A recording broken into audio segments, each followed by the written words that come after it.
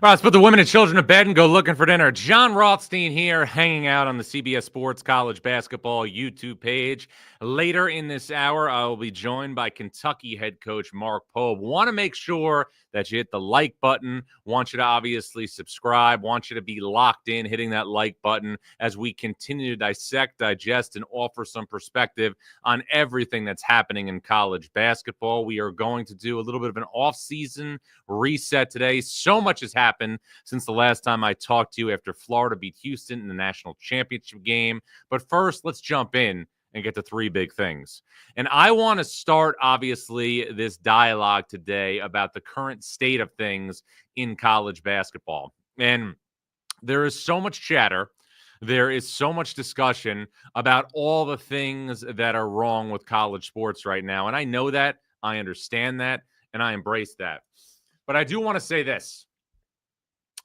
NIL and players being able to make money off their name, image, and likeness and players getting paid is a very good thing for college sports. Now, with that said, there's also volatility that needs to be rectified.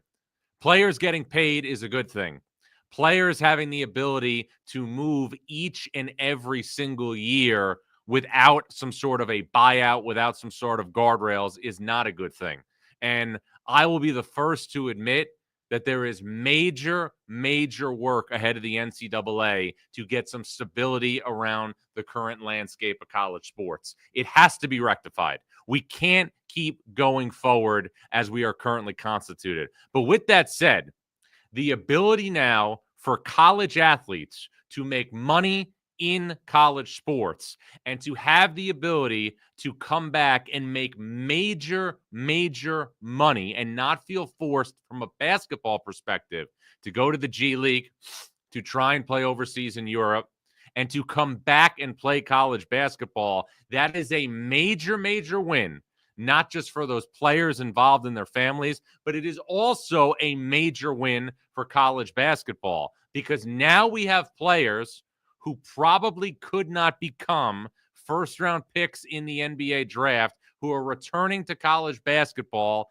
as bona fide All-American candidates and also bona fide players to have all-conference caliber seasons in their respective leagues. That is all a great thing for college basketball, and if you cover college basketball like I do, that only enhances the overall product of the sport. Now, another result of NIL becoming a major factor in college sports is everything has leveled off a little bit from a power conference perspective.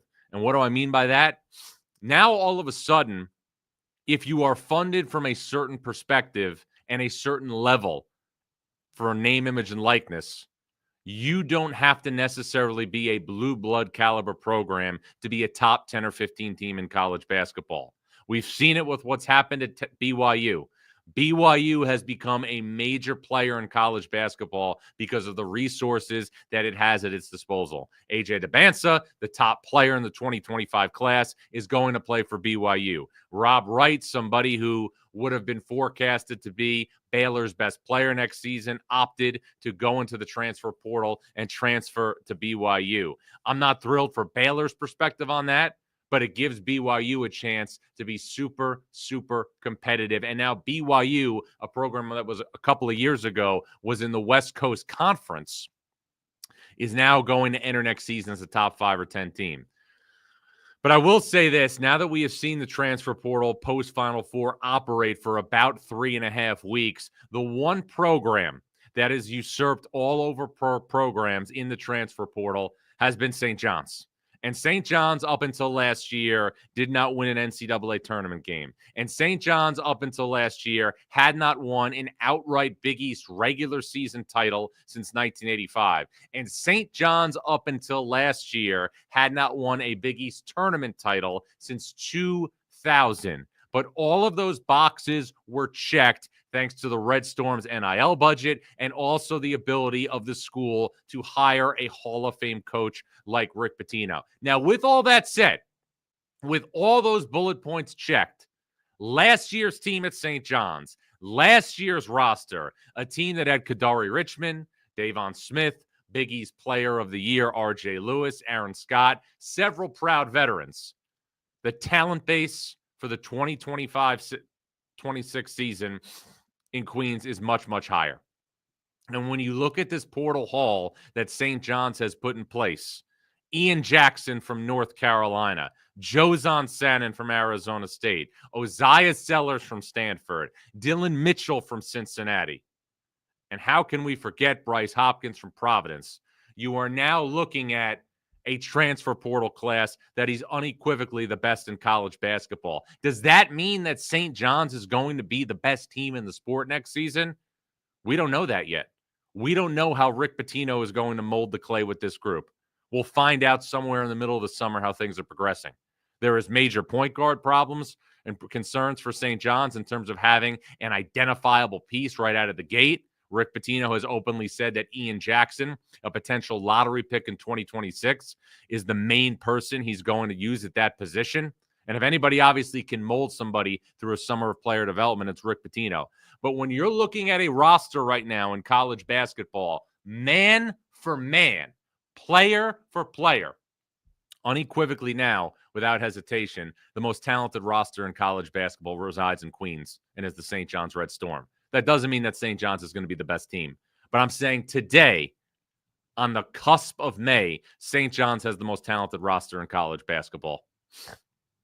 It's the best portal class in college basketball. It has a lottery pick potentially in Ian Jackson. It has a first-round caliber talent in Jozon Sannon. It also has a player in Bryce Hopkins who, before injury at Providence, was trending towards being an all-Big East first-team player. And then we have to remember, too, that St. John's is going to bring back Zuby Ejiofor next year, who will probably enter next season as a second or third-team All-American and one of the favorites to be the National Defensive Player of the Year. Are there point guard questions for St. John's? Absolutely. Rick Pitino has to make Ian Jackson into a point guard. But St. John's, from an offensive perspective, from a shot-making perspective, some of the things that plagued last year's team that won 30-plus games and was a 2-seed, those things are erased. And I think you can also make a case that St. John's 4-5 next year with Bryce Hopkins, with Zuby Ejiofor, those two players will enter next season, at least in the discussion, to be preseason All-Americans. Now, I was talking about how NIL was a good thing for college sports and for programs like BYU and St. John's to come to the forefront, to now be on a similar level as the blue blood programs in college basketball. And that's what we're seeing right now. The sport has leveled out a bit from that perspective, but it has also made things extremely more difficult for some of the programs that have been in the Final Four and won national championships. Kansas won in 2022. Baylor won in 2021. Programs like St. John's and BYU have unequivocally better rosters than those programs right now. And if you are a St. John's fan right now, if you are somebody who has suffered for the last 25 years until Rick Pitino got hired, and you have had to endure periods of irrelevance time and time again, you better take the pictures and put them away, because you are living right now in unequivocally the golden era of St. John's basketball. You got the best roster in the sport, man for man. You have a Hall of Fame coach in Rick Pitino coaching your team. And with all that said, I will say this. If Milos Uzan, Houston's point guard who has entered the 2025 NBA draft while retaining his eligibility, opts to remain in the 2025 NBA draft, St. John's will start on my ballot next season in the 2-hole behind Purdue. That's how much I think of St. John's roster, its coaching, its infrastructure. But with that said, we don't know just how good St. John's is going to be yet. But this is what we do know. The burgeoning rivalry in college basketball is the rivalry that continues to grow between St. John's and UConn. UConn in 23 and 24 gave college basketball a run that I don't think we're ever going to see replicated yet again. Dan Hurley's team ripped through 2 NCAA tournaments like a chainsaw through butter, winning those games by an average margin of victory of over 21 points per game. We may never see that again in our lifetime. And UConn, for years has bullied and embarrassed St. John's. Since 1992, St. John's has won 6 NCAA tournament games. And since 1992, UConn has won 6 national championships. And now these two programs, who are in the Northeast, who are in the Big East, are both peaking at the right time. And you have two coaches, Rick Pitino and Dan Hurley, that have won multiple national championships. UConn won 2 of the last 3, 23 and 24 in dominant fashion. They've got pound for pound, inch for inch, as elite of a coach as there is in the sport. A coach who last year led UConn, despite being structurally flawed without a top-tier point guard, to the round of 32 in the NCAA tournament and a 2-point loss to the eventual national champion Florida Gators in the round of 32, despite shooting 8 of 29 from three-point range. I talked to Florida staff after the NCAA tournament. They told me, John, the hardest team we faced in terms of a defensive perspective, in terms of stopping them, was UConn. And now you're looking at St. John's, and you're looking at this program coached by Rick Pitino, a Hall of Famer, a 2-time national champion, somebody who has taken 3 programs to the Final Four. And you have both of these programs going on an upward trajectory. UConn got Alex Caravan this week. UConn got a big-time upgrade in the transfer portal in Silas Demery Jr. out of Georgia, who was a part of a team that went to the NCAA tournament. Now you put him next to Solo Ball, who could enter next season with All-American intentions. Now you put him next to Caravan and Jalen Stewart and Jaden Ross and Taris Reed and Braylon Mullins, a 5-star freshman. And now you have UConn better equipped to be like UConn, like we saw in 23-24 versus last season. Both of these programs, St. John's and UConn, will start next season as top 10 teams. And this, I will say again, is the burgeoning rivalry in college basketball. There are certain rivalries that are always going to be baked. Duke, Carolina, Kentucky, Louisville. But great rivalries are made from great hostility. And these are two head coaches, Dan Hurley and Rick Pitino, who, let's just say, are not going to get together for the holidays and exchange Christmas cards. They're not going to text each other and get together for drinks over the summer. There's hostility between both programs. UConn, for 25 years, had dominated St. John's. More than that, 30-plus years, had dominated St. John's. St. John's last year got back in the game. St. John's beat UConn twice, including once at Madison Square Garden and once at Gamble Pavilion. Now you look ahead to next season and you see 2 top 10 teams with 2 of the top coaches in the sport. Dan Hurley, 13-1 in his last 14 NCAA tournament games. Rick Pitino, somebody who has lifted a program from the ashes and put St. John's in the conversation right now about entering the 25-26 season with the best roster in the sport. And I'll say it again, if Milos Uzan from Houston stays in the draft, St. John's is going to be number 2 on my ballot behind Purdue. There are certain intangibles that you can't account for when you're forecasting teams. You can't account for the retention of Braden Smith, Fletcher Lawyer, and Trey Kaufman-Wren. You can't account necessarily for the culture of Houston's program if you get a veteran point guard back like Milos Uzan. But if Uzan doesn't come back, St. John's is in the 2-hole.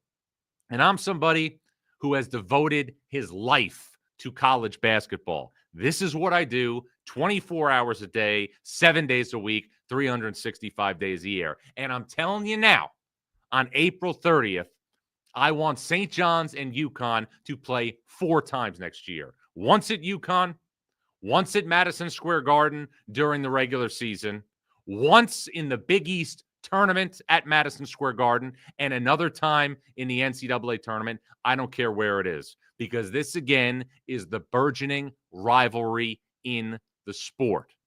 And the Big East needs it, and college basketball needs it. Hostility leads to great rivalries, and we have a potential great rivalry between St. John's and between UConn. The Huskies have done yeoman's work in the transfer portal. Silas Demery fills the gap. Malachi Smith, great backup point guard from Dayton. And the retention, obviously, of bringing back 3-year top 4 scorers from last season. Solo Ball, Caravan, Taris Reed. Now UConn, much like Sylvester Stallone in Rocky III, after he was beaten by Clubber Lang, has to get back to the beginning. And if you're St. John's now, and you are a St. John's follower and supporter, you have to embrace the fact that you are living in the golden era of St. John's basketball. St. John's did everything this past season except go on a deep run in the NCAA tournament. And if you're a St. John's fan right now, and you're looking at the roster you have, Ian Jackson, the projected starter at point guard, committed to North Carolina out of high school. Jozon Sannon, the projected wing starter, committed to Arizona before eventually winding up at Arizona State. Bryce Hopkins, the projected 4-man, committed to Kentucky out of high school. And Zuby Ejiofor started his college career at Kansas. When has St. John's ever had 80% of its starting lineup with prospects who initially committed to North Carolina, Arizona, Kentucky, and Kansas? This is the golden age of St. John's basketball. But to go through and get deep into the NCAA tournament, which is the only thing St. John's didn't do last year, it first is going to have to endure what I think is an incredible burgeoning rivalry with UConn, who will be significantly better than it was last year. This is only April, and I'm John Rothstein. Get in the chat now like it's a club at 11:59 at the hottest club in the meatpacking district, or wherever the young kids are hanging out right now. I'm 41. I have a 20-month-old. Daycare was closed for 4 days a couple of weeks ago. I felt like I was in a steel cage death match. I've never been happier to be here in front of you talking college basketball. Send me your thoughts now on next season. Send me your thoughts on your team in the transfer portal. Send me your thoughts on St. John's and UConn being a burgeoning rivalry in college basketball. Get in the chat. I'm going to get to your questions and comments next. We're going to hear from Kentucky's Mark Pope later in this show. But remember, for a couple more hours, this is only April. We dig it. Do you?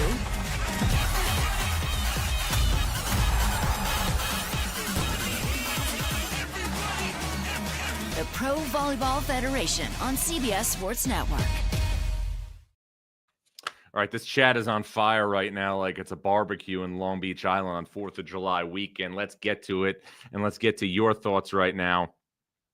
Mark Finkelstein says, John, it will be extremely difficult for Rick Pitino to make 5 guys who haven't played together be great. I think that, Rick Pitino obviously has his work cut out from a rhythm and chemistry standpoint, and nobody is denying that. But the talent level on St. John's roster is the best in the sport. This is why Rick Pitino is a Hall of Fame coach. This is why Rick Pitino was brought literally to St. John's to rescue St. John's from purgatory. And this is the interesting thing for me. When Rick Pitino got hired, the goal was to make the NCAA tournament. Now, if you're a St. John's fan, you're looking at things and you're saying, you know what? If we don't go next year and get a 1 seed in the NCAA tournament and go to a Final Four, the season's going to feel like a disappointment.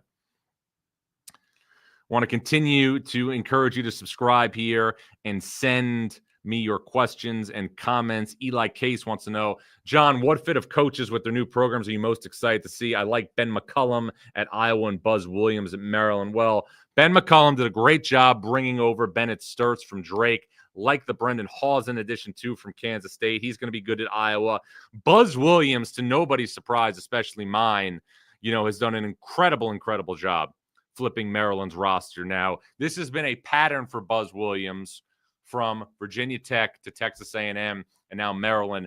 Buzz Williams has already flipped Maryland's roster. He brought with him Solomon Washington and Pharrell Payne. He got Elijah Saunders from Virginia as a transfer. He got Miles Rice from Indiana as a transfer. Also, Darius Adams, former UConn commit, committed to Maryland this week. So now you have a scenario where there's a good high school player in the mix. I think, but Maryland is going to have a chance to compete for an NCAA tournament berth next year under Buzz Williams. That's what I'm thinking. Let's see right now. A lot of Kentucky fans always have a big time opinion. Okay. Mordo says Bryce Hopkins is so mid, bro. Well, I know Bryce Hopkins hasn't played a full season in a while, but Bryce Hopkins is somebody that when he was healthy a couple of years ago at Providence was 15 and 10, 15 and 11. Like playing like an All-American, walking double-double. And with what he did last year when he was healthy, he was 17 and 7. So if Bryce Hopkins is healthy, which I'm fully expecting, he's going to be one of the top 5 players in the Big East. Okay, let's see what else we got here.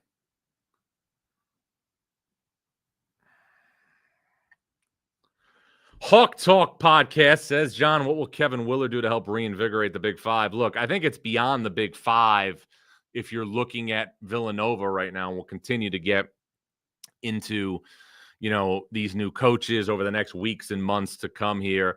Villanova has not been in the NCAA tournament since 2022, which was Jay Wright's last season, as Villanova's head coach before joining us here at CBS. I mean, Villanova needs to get back to being a perennial contender for the NCAA tournament. It's not about the Big Five when it comes to Villanova. Although that's great, it's obviously one of the best big city feels in college basketball in the country, but it's about getting back to the NCAA tournament and becoming a force in the Big East.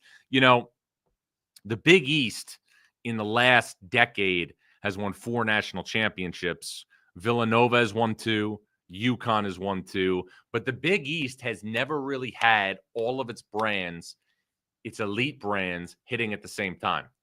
I don't feel like UConn, St. John's, Georgetown, Villanova were ever really hitting at the same time. That's something to keep an eye on, especially as it pertains. I think, UConn and St. John's are going to be at the top of the Big East. I have no doubt about that. I think Greg McDermott in Creighton has put together a really, really good roster after losing Ryan Kalkbrenner and Stephen Ashworth. Owen Freeman from Iowa is a really capable transfer. I also like, the addition of Josh Dix from Iowa. I think those 3 teams are going to be in the NCAA tournament. Beyond that, though, in the Big East, there's some questions. There's some big-time questions. And there's a lot of Kentucky fans here still in the chat. And now let's get something from one of these Kentucky fans. Eddie Congress says, John, my question for you is how many more years do you see Pitino coaching? Can you see him becoming, after he retires, Kentucky's GM and be the Cat Riley of college basketball? I don't think so. I think Rick Pitino, who is, in his early 70s, could coach another 5 to 7 more years, as long as obviously, he's healthy enough to. He's still invigorated. And this is another thing, people need to look at. When obviously everybody has this mindset of I'm going to work, and then I'm eventually going to retire. You still need something to do. So if these coaches, like Rick Pitino, have a burning desire to still coach and you love being in the gym, and knock on wood, you're healthy enough to do it, why wouldn't you coach? I will never forget it. That after Larry Brown resigned from SMU, I could tell in some of the conversations I had with him that he had real remorse about stepping down from SMU. Could have been the coach there till he was 80. And now SMU is obviously in the ACC. Okay. Going through your questions right now. Tom Alexander says, John, to me, the St. John's PG situation is fixed by Dylan Darling. That's the kid, obviously, from the Big Sky. He was the Big Sky Player of the Year at Idaho State. He is a crafty point guard. I've watched his games a couple of times. I also want to put, and I want to make sure this is put out there, translating from a mid-major level to a power conference level is a big difference. He's a fine backup. I don't think he's more than that. Gage Lorenz says, John, will USC finish the top 8 in the Big Ten? Look, I thought USC did a great job getting Rodney Rice. I thought that USC took a step back when they lost Desmond Claude to the transfer portal, who will visit Florida here this week. But USC took another big step by getting Chad Baker-Mazara from Auburn. Look, I expect USC to be an NCAA tournament team next year. I have them ranked just outside the top 25 in my Rothstein 45. I am expecting USC to be in the NCAA tournament next year. Kobe says, John, who's winning the West Coast Conference next year? Well, the highest rated WCC team that I have right now in my Rothstein 45 is Gonzaga. I had St. Mary's in there. That was before, obviously, a couple of defections to the transfer portal, most notably Jordan Ross. But, one thing that's interesting, I was talking about the struggles of Kansas and Baylor. Gonzaga is also a program that has not been able to hit yet in the transfer portal. Bulldogs have no commitments out of the portal as of today of major substance. That is another storyline. And here's another thing I've noticed. With COVID seniors no longer in play in college basketball, now we're in a scenario where we are seeing less quality volume out of the portal. And what I mean by that is in past years, it felt like there might be 50, 60, 70 really good players. Now it feels like there might be only 20 or 30. And that's something you have to look at when you're building your roster moving forward. One person that has mastered the transfer portal has been Kentucky's Mark Pope, and the head coach of the Wildcats joins us coming up next here on the CBS Sports College Basketball YouTube page with John Rothstein. Loves champions. Gladiator 2 is an epic spectacle. Remarkable! To amuse you is my only wish. The glory is yours, not mine. Very good. Gladiator 2, rated R, now streaming on Paramount Plus. And we now welcome in Kentucky head coach Mark Pope. And Mark, welcome. The last 12 months have obviously been a memorable one for you. You've become the head coach of your alma mater. Has it felt more like real life or like a movie? It's both. It goes back and forth every single second. You lose yourself in the grind of every second of every day. And then also, it hits you all the time that, I get to have the best job in all of basketball. That's just, that's pretty incredible. If your life was a movie, who would play Mark Pope? I don't know. I feel sad for whoever that would have to be, man. That would be a really discouraging. If you got plugged in my role, that would be, I don't know.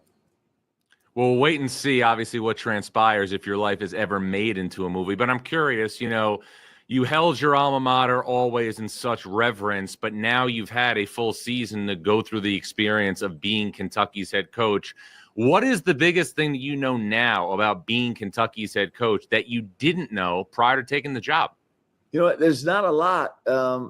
This is. I think I had a really good sense of what this was before I got here. It's a one of one. It's the greatest fan base, the most demanding, the most keyed in fan base, maybe in all of sports. Yes. It feels like everybody in BBN knows what I'm doing before I even do it on a daily basis, and it is the greatest gift, certainly in my professional career, to be able to be here and serve these people and try and lead this group. Well, obviously you had, great tutelage before you became the Kentucky's head coach. You had a great run at Utah Valley, a great run at BYU. You led the Cougars to a 6th seed in the NCAA tournament out of the Big 12. But I'm curious, from a coaching perspective, what's the biggest difference in you now as a coach versus when you coached your last game at BYU?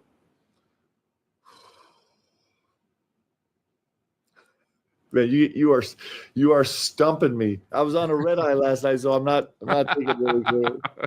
The biggest difference, I think that hopefully we're all growing at an amazing clip. I think my reverence for this game and what we're experiencing in college basketball right now, we're in the most dynamic period ever in the history of college basketball, and in some ways, the path forward continues to get murkier and murkier. And so I think where we are is I think we're getting bolder and bolder as we push forward. You see all these changes, and it's just this field that's ripe full of opportunity, and we're trying to seize on it every single moment. What is it like to be a head coach in this climate? I love it, actually. Because it tests you in every way. It challenges you in every way. You're taking in data and information at such an amazing clip, and you have to model so many different possible scenarios. As we kind of sit here waiting on this settlement to kind of get some verdict on the settlement, you could see the trajectory of college athletics and college basketball going in a dozen different directions. You kind of got to model out all of those in scenarios that fit your program and your university. And so the challenge involved in that is never ending. And it's, like I said, it's full of opportunity. Well, you obviously have to be nimble in this climate, like you said, and that's what I want to get into right now, because a year ago you took over Kentucky's program and the roster was barren, but you put together a roster and you put a team together that played with incredible rhythm and chemistry throughout the entire season. How did you accomplish that with a group that had never played together previously? Well, there are real advantages to recruiting out of the portal. There's constraints for sure, and there's the scary part of it. But there are real advantages in terms of you get to see players, all of their data, all of their film, all of their experience, all of their media interactions, all of their social interactions, all their interactions with a fan base, all those things come into play, and you actually get to evaluate players based on all of that data. And we're very, very much hyperbolically pushed toward the edge in a pro style of play. So the guys that we're looking for that fit us, they're a little bit of a specific niche group.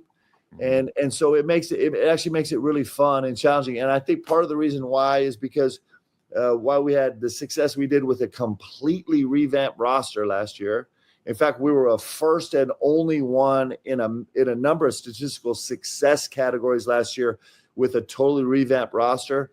I think a lot of the reason was because we were able to take in all that data, first and foremost, about what type of people these were. The guys I got to coach last year, John, like these are guys that all of us would be proud to call our sons, man. Right. They're incredible young men. And they adopted this place and embraced it and wore this jersey with such tremendous pride. And so when you start from a pace like that, and then you get to kind of cherry pick the specific skill sets that work with you, it was actually a wonderful project, and our guys came through in a big way. Well, I'm curious, though, when you and your staff are together, I know that you said there's so much data at your fingertips when you're putting together a roster, but what is the philosophy when you do put together a roster and you're not just acquiring talent, but rather you're trying to piece together a team? Yep. So we have some core values that are really important to us. Ability to shoot the ball is really important to us. Ability to be a decider on the floor at every single position. We covet guys that are able to make reads on the floor. We really value bigs that are elite level passers where we can invert the offense and run it through them. We really, really covet guys that can communicate on the defensive end. And one of the things that we really look for in our players is their ability to communicate in real time. The very first time we talk to them, that's something we talk about as a staff. Those are some of the key factors for us that we look for in every player we recruit here to the University of Kentucky. And you need, obviously, the attributes to be at a high level to navigate, obviously, your schedule, especially in last year's SEC, a conference that sent a record 14 teams to the NCAA tournament. Mark, what was it like to coach in that league? It was the greatest experience of my basketball coaching career by far. Last year I was really blessed to coach in the Big 12, BYU's first year in the Big 12, and that was an incredible experience. And it was a great league. I don't think college basketball has ever seen a league like we saw last year in the SEC. Not just 14 teams in, but 7 teams in the Sweet 16. Yeah. I used to brag about my 96 team. Yeah. That the league was so good. We had 4 teams in the Sweet 16 and 2 teams in the Final Four. We had double that almost. And that it was just, in fact, unfortunately for us, we got run out of the NCAA tournament by another SEC team, and it just was, it's what you live for as a competitor, is to be in a league like that. Hopefully, we'll run it back bigger and better next year as a league, because it just is. The venues are incredible. The fan bases are incredible. The coaches are really humbling to go against these guys. And it was, I'll treasure that experience last year forever. Now, you took Kentucky to the Sweet 16, as you referenced. You lost to a very good Tennessee team. But for you as a coach, I know this was your first job at a blue blood program, but it was also the first time that you took a team to the second weekend of the NCAA tournament. Coaches have always told me, and I know that the goal at Kentucky is always to win the national championship and go to the Final Four, but coaches have always told me that when you get to the second weekend of the NCAA tournament and you win multiple games, the feeling about a season changes. As you internally look back on last season, how did it feel differently because you were able to get to that second weekend of March Madness? Well, I think, it's so when you lose in the first weekend, it makes your NCAA tournament experience just so short, right? It just is so short. And when you get to extend through the off days of a second weekend, it builds momentum, and you get to share it with your fan base, and you get to dig in as a program. So all those things are real. But like you said, there's actually only one outcome that's acceptable here at Kentucky, and that's what we're chasing. Mark, what are your initial thoughts on the team that you're going to coach during the 25-26 season? I'm so excited, man. I can't even tell you. Like, I'm out of my mind excited about this group. I'm so excited about our returners. The thought of actually having some continuity where when we step on the practice floor for the first time in mid-June, that we're going to have some guys that know our terminology, know what we do, and not just some guys, but some elite level veteran talent. And then this influx of new guys. We just had a bunch of guys on campus last weekend that are newcomers, and to see them together with our new guys, just how they interact off the court, which is such a huge part of being a basketball player here at the University of Kentucky. Man, I left that weekend feeling more excited than ever about actually getting this group fully together. I think it's got a chance to be an incredibly special group. Well, it's interesting. You first brought up the returning guys, and I could hear it in your voice when, you brought up their obviously return and the excitement that comes with that. We live in an era right now where so much attention is obviously on the portal and the commitments and obviously all that comes with it, the graphics, the videos. But when you really study the highest levels of college basketball, the teams that retain are the most successful teams. Why was retention such a big part of your offseason plan at Kentucky?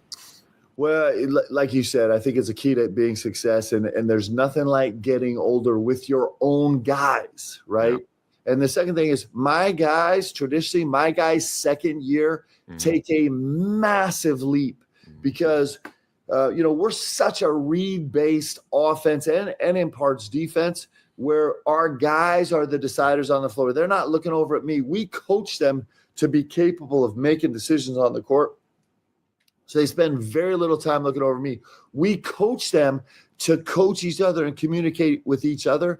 And so with a year under your belt now you're coming in not to learn the game or do the game, but you come in actually starting to play the game and trick up the game and use all these actions and manipulate them in creative ways. And that's where the game gets incredibly fun. So these second-year guys are going to be really key for us. Which second-year players specifically in your system do you anticipate will make a major jump during the 25-26 season? Yeah, I think all of them. I think Brandon Garrison, man, he's shown even in this young offseason, he is hungry right now. He's a McDonald's All-American who had an unbelievable first year at Oklahoma State as a freshman, and then clearly took a massive jump forward last year. And I think he's ready to emerge as a superstar, and he understands how huge this summer is for him. He's really focused. He's got a very precise agenda, things he's working on. And I know he's really hungry. I expect Colin Chandler to take a massive jump. He showed huge strides in the last month of the season.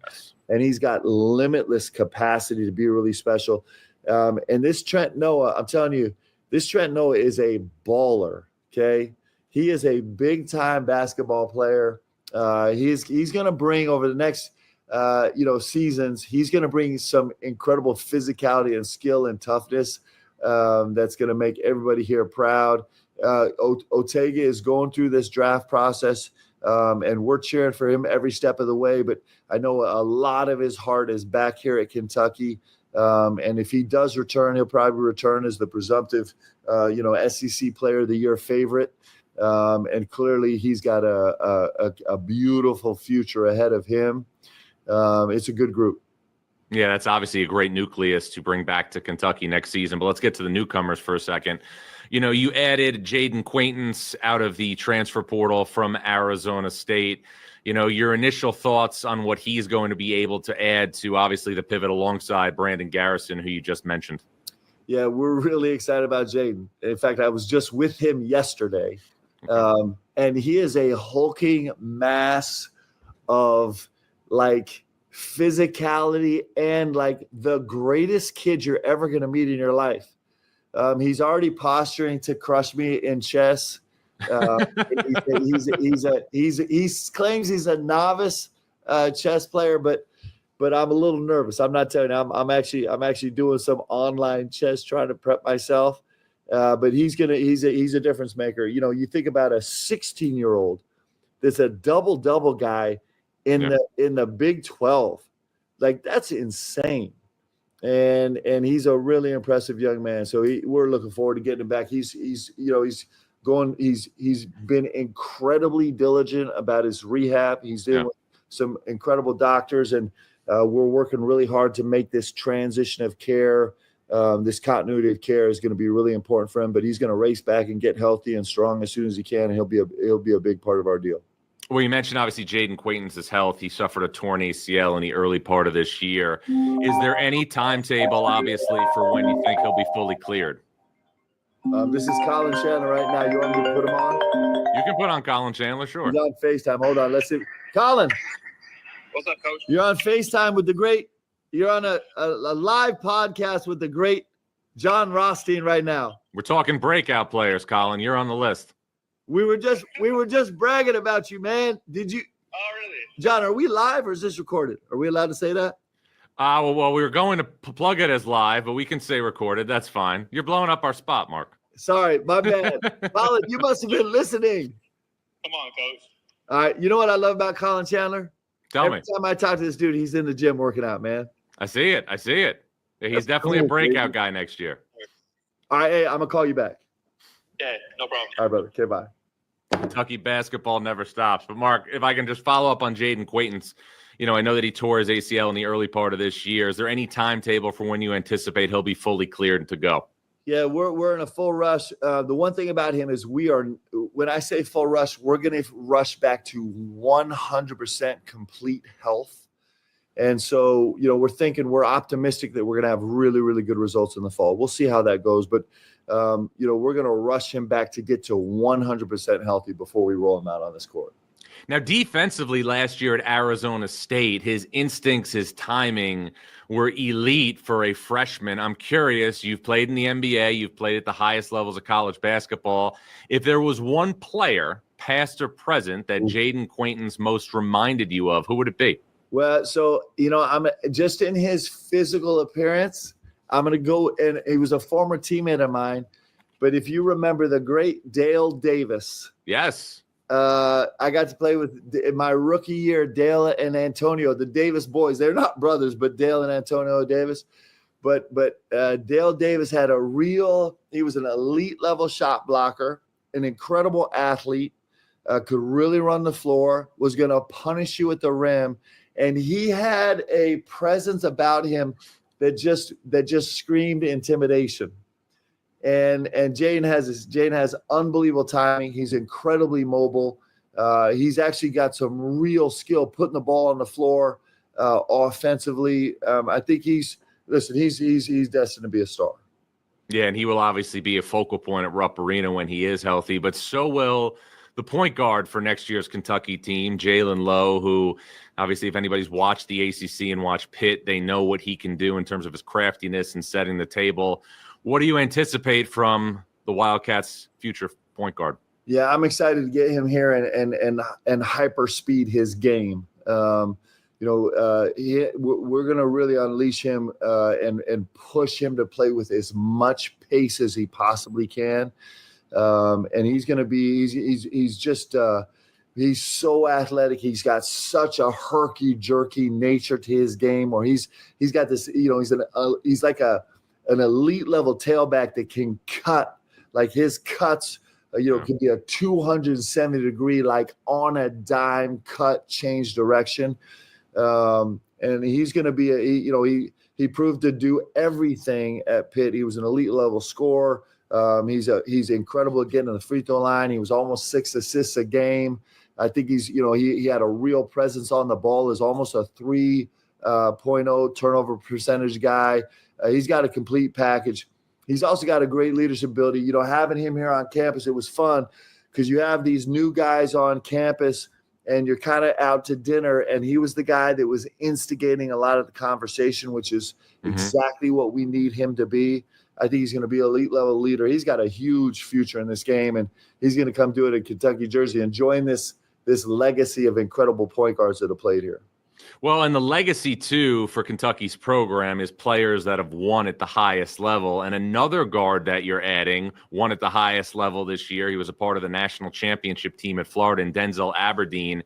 He's somebody who you competed with in the SEC. I'm curious, when he became available, how much easier was it to make an evaluation because you went against him this year? There was no evaluation. Yeah. So my evaluation came in the 2 weeks that we were trying to do like background prep and then prep for our game against Florida, which was it was the first game of the SEC season. And so I had some familiarity with their team, but as I dug more and more to the film, I'm like, this cat coming off the bench is terrifying to me. Yeah. And he certainly proved it throughout the course of the season. He is just, the fun part of the research for us was actually getting to know him as a person. He's special. He's got a great joy about him. He's got a passion and commitment. He is determined to continue his journey towards becoming a great basketball player. He's proven with what he did in this 4-guard rotation at Florida that he is a team-first guy. And he's going to have it's hard to have a breakout season after you just won a national championship, but he's going to have a big-time breakout season. And another player that you added, I actually covered, I did sidelines for his games during the NCAA tournament, is Mo Diabate from Alabama, who never lost a 50-50 play all last season. He was one of the great intangible players in the sport. How do you see him fitting in the Mark Pope formula for Kentucky next season? Man, I'm so excited about Mo. Mo, I want to talk about him as a person first. He's an incredible young man. Incredibly faithful. He's got his family. He's got just the most awesome family. They grew up in Queens and all the things that are surrounded with that, with a big family.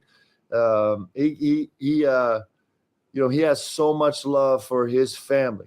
It was incredible to watch him with his dad here. It was really special to actually watch him take care of his dad while he was here. So I love every bit of him there. The more I talked to him on the phone, the more I fell in love with his human being. He's really special that way. And then, he punished us.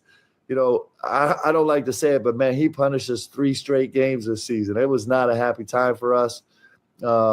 He shot the ball at a ridiculous clip on low volume. He's a 46% 3-point shooter on low volume. But where he was most dangerous, clearly he's an elite level defender 1 through 5, very much a Draymond Green feel defensively. But this is a young man, his ball screen derived offense on limited possessions, just less than 20 possessions. His ball screen derived offense is in the top 2% in the country as the pick and roll ball handler.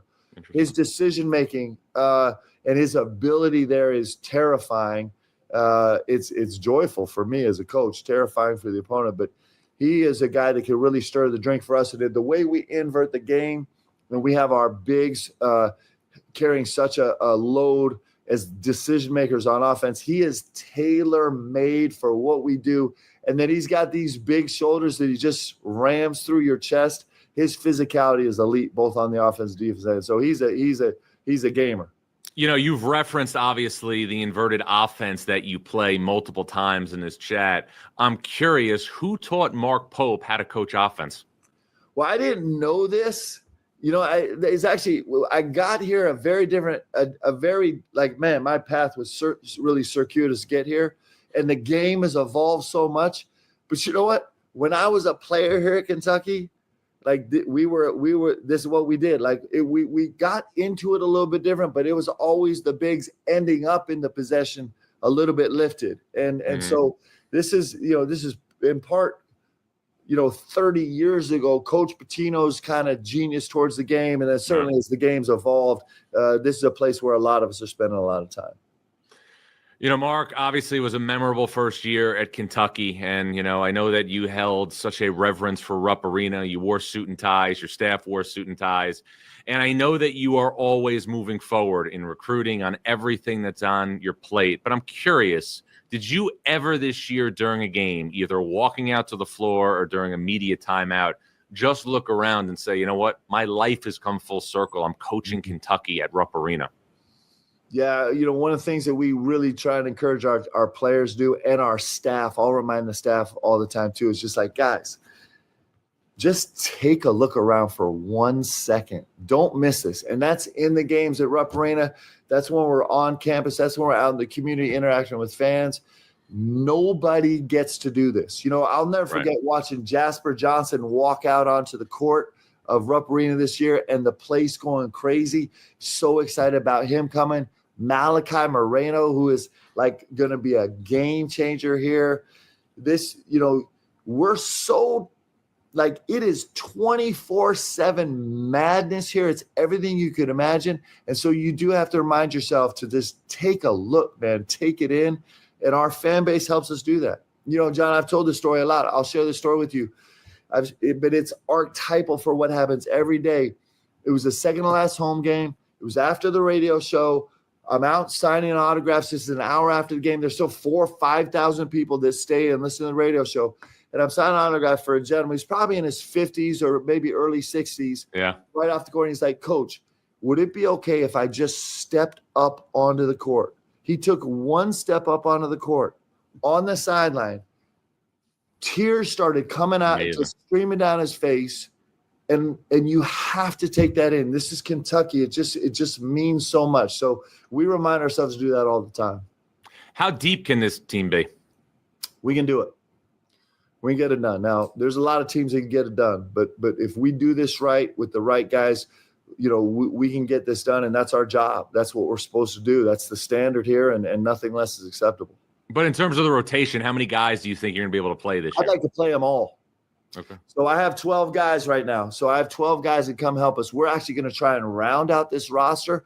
I'm actually scouring the planet right now for guys that would fit in as maybe a redshirt guy that would kill it in practice, or maybe a last year of your career guy that wants to come here and put on this one-of-one jersey and be a part of this. So we need to add a couple more pieces, but right now we have our roster that's gonna own the minutes on this floor, and we have all the pieces.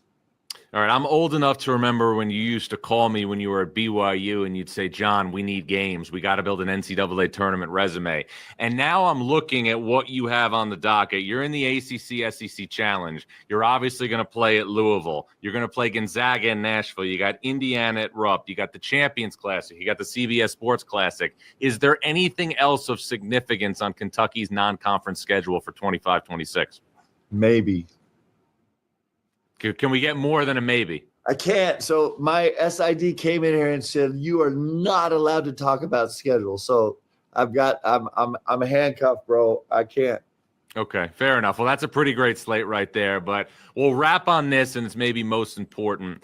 I saw when I was at your practice last year how you still, despite how busy you are, you're always balancing your team, Kentucky, and your family.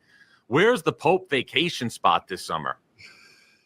We haven't actually worked that out yet. We're still negotiating. We're still negotiating the time, and once we get the time, we'll figure out the place. But it'll be great. Mark, I appreciate a couple minutes. Know how busy you are. Congratulations on a great first year, and as always, look forward to staying connected along the way. Thanks, John. Appreciate you, brother. You guys, Kentucky head coach Mark Pope. I'm John Rothstein. We'll be back after this. NorCal rivals go head-to-head. It's the USL on CBS Sports Network.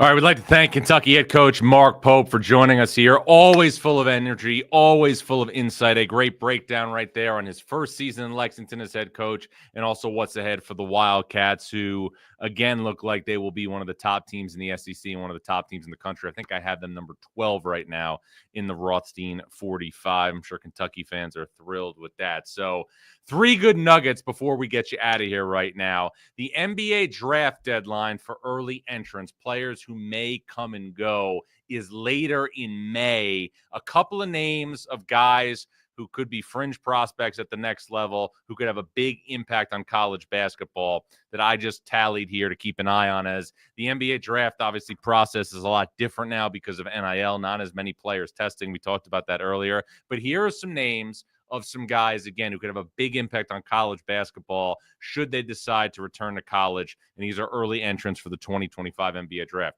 Carter Bryant at Arizona, Alex Condon at Florida, Josh Hubbard at Mississippi State, Carter Knox at Arkansas, Yaxel Lendeborg, who last year played for UAB. If he returns to college, he'll play at Michigan.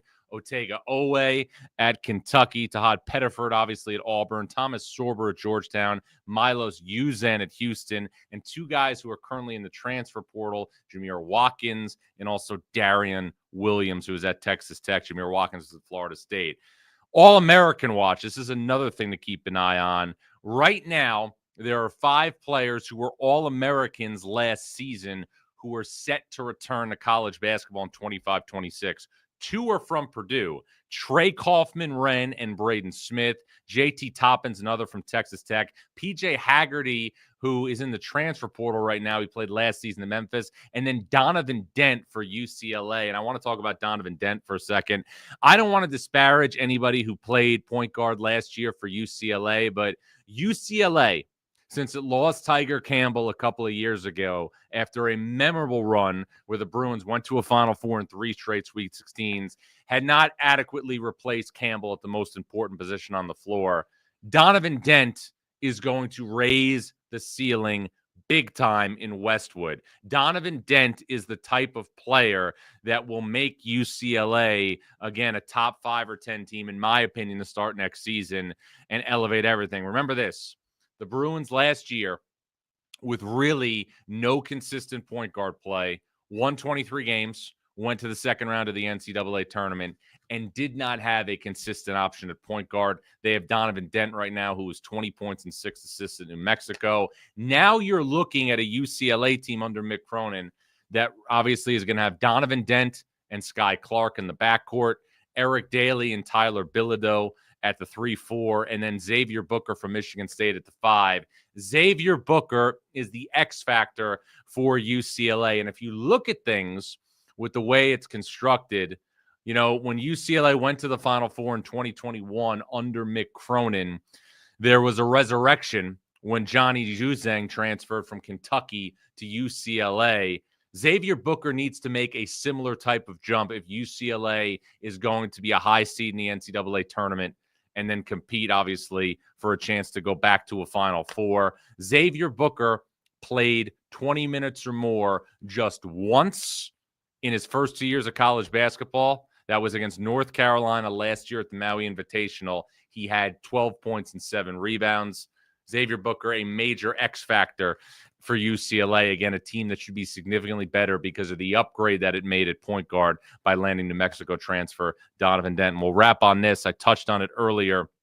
One key transfer thing to monitor this week, USC transfer Desmond Claude is taking a visit to Florida this week, averaged just under 16 points per game, just over 4 assists per game, and 3.5 rebounds last year for USC. Florida, the defending national champion, got Xavier Lee from Princeton in the transfer portal, but needs to add another starting caliber guard to be a top 15 team, in my opinion, to start next season. There's a couple of guys loose still in the transfer portal that are not going through the NBA draft process. Claude at the top of that list. Would like to thank Kentucky head coach Mark Pope for joining us here, giving us a rundown of the state of the Wildcats. We will be back over the next couple of weeks and months to dive into some of the new trends and new names at new places in college basketball, and also continue to get you set on everything that's happening in the greatest sport that we have in our society for a couple more hours. This is Only April. I'm John Rothstein. I'll talk to you. Same bat time, same bat channel soon.